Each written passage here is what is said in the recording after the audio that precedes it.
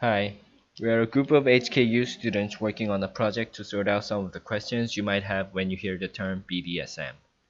If you search BDSM on Google, this is what comes out. There are images of individuals being tied up and tortured. And if you look closely, most of them are women. Some of the gory and bloody images obviously show people being harmed, and these are biased representations of BDSM practice. The images shown just now represent BDSM practice taken to extreme levels and are not accepted in the BDSM community in general, but is also ironically the side shown in books, movies, pornography, etc. Such depiction and miscomprehension leads to biased and stereotypical perspectives of this practice in the minds of the general public. To find out more about any other misconceptions HKU students might have on this particular issue, we conducted some interviews and surveys. Let's hear what they have to say. Is BDSM acceptable? Only 6% thought it was very acceptable, and a whopping 30% felt strongly against this practice. Let's hear a couple of opinions. Um, it's a little unusual for the general public. You know, both parties are agreeing to it. I don't see what's wrong with it.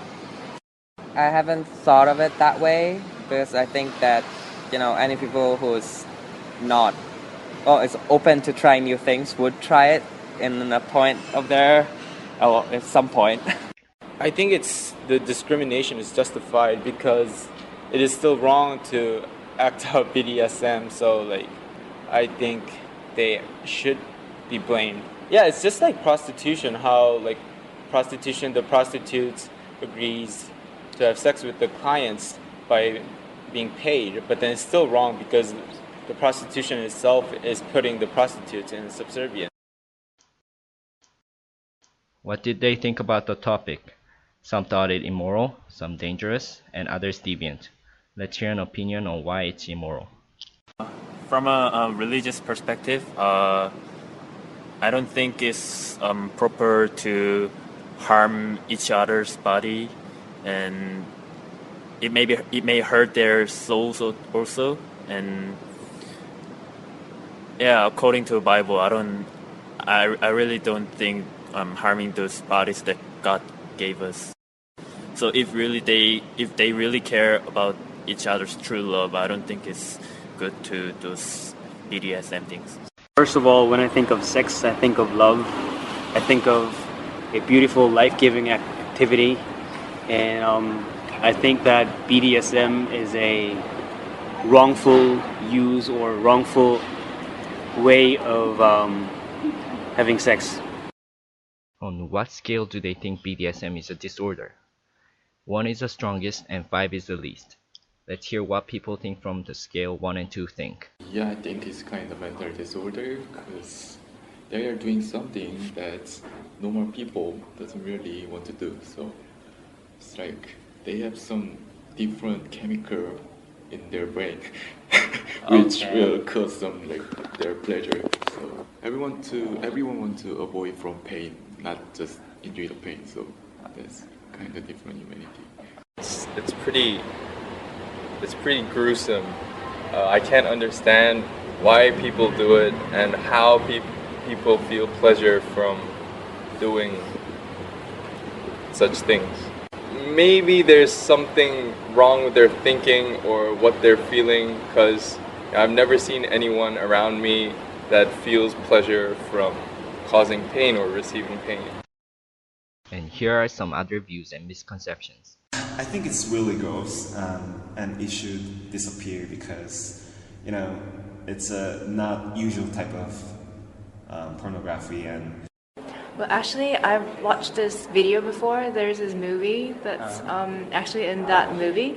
The one who's giving the pain is described as a kind of devil-ish kind of person. I hope it's a minor part of the society and something that is not a part of the norm. Seems like we do have some strong views on BDSM in campus. Hence, we would like to introduce you to a group of people who actually know what BDSM is about because they practice it. Ever heard of FetLife? is the BDSM social network. In the Hong Kong Kingsters group, a monthly munch is held. What is a munch? It's when the BDSM community gets together and socializes. We managed to attend the December munch in Hong Kong with much generosity from the munch organizers, and here's what one of the practitioners had to say. My problem is when it comes to people who jump to conclusions and think that we're bad people or that we are committing illegal activities or are not sane human beings, or if we're, mentally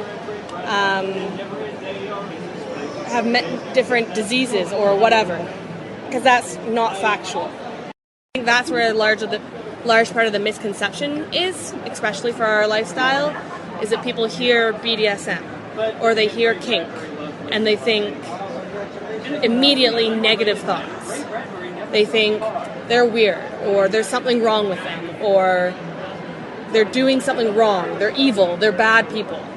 And I think that's not fair. It's a matter of being judged not for who you are, but what you're into. And it's unfortunate, but I think that's what happens. The problem is what we do isn't illegal, but other activities that people associate with BDSM are. And I think that's the biggest factor, is ignorance.